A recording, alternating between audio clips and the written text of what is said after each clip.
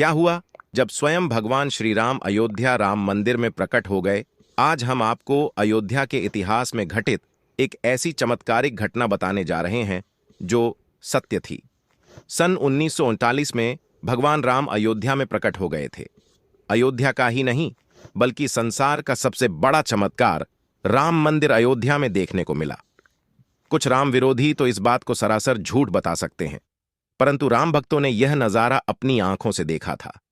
आज के वीडियो में आपके सामने एक बहुत बड़ा रहस्य उजागर होने वाला है। आप देख रहे हैं YouTube चैनल अद्भुत कहानी स्टार। आप सभी का हार्दिक स्वागत और अभिनंदन करता हूं। वीडियो में आगे बढ़ने से पहले आपसे निवेदन है कि चैनल को सब्सक्राइब कर बेल आइकन को प्रेस कर लें ताकि आगे आने वाले वीडियो की सूचना आपको मिल जाए और आप कोई भी वीडियो मिस न करें। राम मंदिर का इतिहास बहुत लंबा है और संघर्षों से भरा हुआ है। राम मंदिर का सबसे पहले निर्माण उज्जैन के महाराजा वीर विक्रमादित्य ने भगवान राम की प्रेरणा से ही कराया था। हजारों लाखों साल से हिंदुओं की आस्था का केंद्र था और होगा भी क्यों नहीं। जहां श्री राम का जन्म हुआ वह स्थान था। परंतु सन 1528 में मुगल बादशाह बाबर के सिपहसालार मीर बाकी ने राम मंदिर तोड़कर उस जगह पर मस्जिद का निर्माण कराया। इस स्थान को लेकर हिंदू समुदाय के लोगों द्वारा यह दावा किया कि यहां भगवान राम की जन्मभूमि है और इस स्थान पर एक प्राचीन मंदिर भी था। हिंदू पक्ष के लोगों ने मस्जिद में बने 3 गुंबदों में एक गुंबद के नीचे भगवान राम का जन्म स्थान बताया।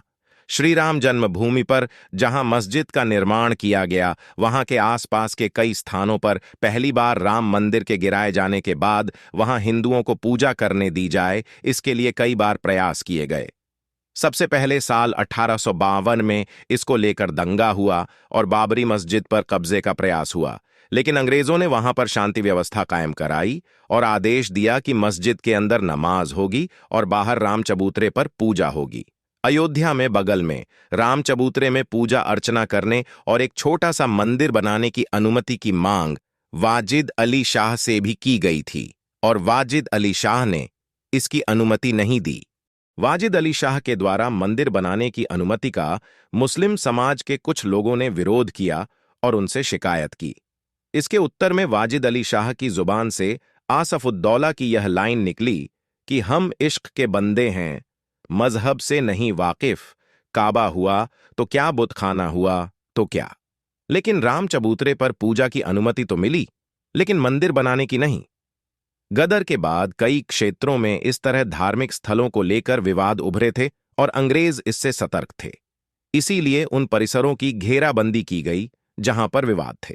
इसके बाद कानूनी लड़ाई की शुरुआत हुई। अदालत की लड़ाई में महंत रघुवर दास सफल नहीं हुए और उन्हें वहां मंदिर बनाने की अनुमति नहीं दी गई।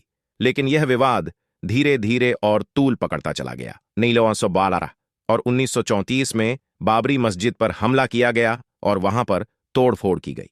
ढांचे को क्षति पहुंची और अंग्रेजों ने स्थिति संभालने के लिए उस ढांचे की मरम्मत कराई और इसका काम एक मुस्लिम ठेकेदार को सौंपा।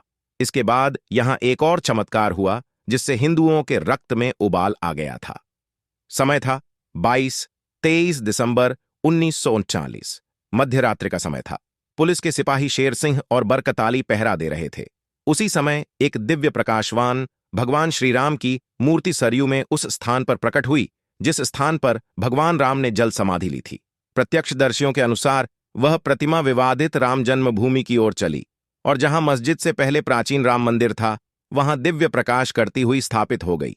जब मुस्लिम सिपाही बरकत अली ने देखा जगमग रोशनी में सिंहासन, उस पर रखी राम मूर्ति और चल रही पूजा अर्चना से आश्चर्य में पड़ गए।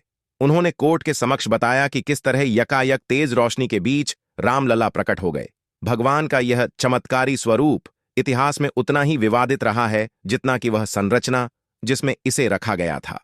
संघ परिवार और बाद में भाजपा के लिए 22-23 दिसंबर 1939 की रात को बाबरी मस्जिद के केंद्रीय गुंबद के नीचे मूर्ति का प्रकटीकरण एक दिव्य घटना थी। इस घटना को एक संकेत माना गया जिसके मुताबिक भगवान राम ने हिंदुओं को अपनी जन्मभूमि पुनः प्राप्त करने के लिए कहा। आज तक संघ परिवार उस दिन को प्रकटोत्सव दिवस के रूप में मनाता है। रामलला की मूर्ति को प्रकट होते देखने वाले ने भाजपा से चुनाव लड़ा और श्री राम जी की कृपा से 2 बार सांसद चुना गया। विश्व हिंदू परिषद के आजीवन सदस्य बीएल शर्मा ने दावा किया था कि जब मस्जिद के गुंबद के नीचे मूर्ति प्रकट हुई तो वह उस स्थान पर मौजूद थे। शर्मा ने दावा किया कि उन्होंने सुबह 3 बजे मस्जिद के अंदर से रोशनी आती देखी। आगे निरीक्षण करने पर पता चला कि रोशनी रामलला की मूर्ति से आ रही थी। हालांकि जांचकर्ताओं और इतिहासकारों का मानना है कि यह नव विभाजित भारत में सांप्रदायिक भावनाओं को भड़काने, संपत्ति पर दावा करने के लिए एक भावनात्मक आधार तैयार करने और सांस्कृतिक रूप से अयोध्या के बाहर के हिंदुओं को विवाद से जोड़ने की एक विस्तृत साजिश थी। मूर्ति रखे जाने के बाद उसी रात मस्जिद के अंदर हिंदू पक्ष द्वारा पूजा और भजन शुरू किया गया। केंद्र और राज्य सरकार ने इस आयोजन पर आपत्ति जताई, लेकिन मूर्ति को नहीं हटाया गया। बाबरी मस्जिद के विध्वंस के बाद लिब्रहान आयोग द्वारा तैयार की गई जांच रिपोर्ट के अनुसार मूल रामलल्ला की मूर्ति को निर्मोही अखाड़े के साधु अभिराम दास द्वारा मस्जिद के गुंबद के नीचे रखा गया था। रिपोर्ट में उस समय दर्ज की गई एफआईआर का हवाला दिया गया है, जिसमें बताया गया है कि कैसे दास ने अन्य लोगों के साथ मिलकर 22 दिसंबर 1939 की आधी रात में मूर्ति रख दी थी। रिपोर्ट में कहा गया है, उस तारीख को रामलल्ला की मूर्तियां श्रीराम के शिलालेख के साथ गर्भगृह में स्थापित की गईं। परिणाम स्वरूप अभयराम, सिद्धेश्वर राव, शिवचरण दास और 60 अन्य के खिलाफ प्राथमिकी दर्ज की गई। परंतु भारत की राजनीति की दिशा बदल गई और एक बार फिर राम मंदिर बनाने को लेकर हिंदुओं ने जोर लगाया और परिणाम स्वरूप अब एक लंबी लड़ाई के बाद राम मंदिर का निर्माण हुआ और श्री राम अपने मंदिर में 22 जनवरी को विराजमान हो जाएंगे। तो आज का वीडियो यहीं समाप्त होता है। अगले वीडियो में फिर एक नई ज्ञान चर्चा के साथ मिलेंगे।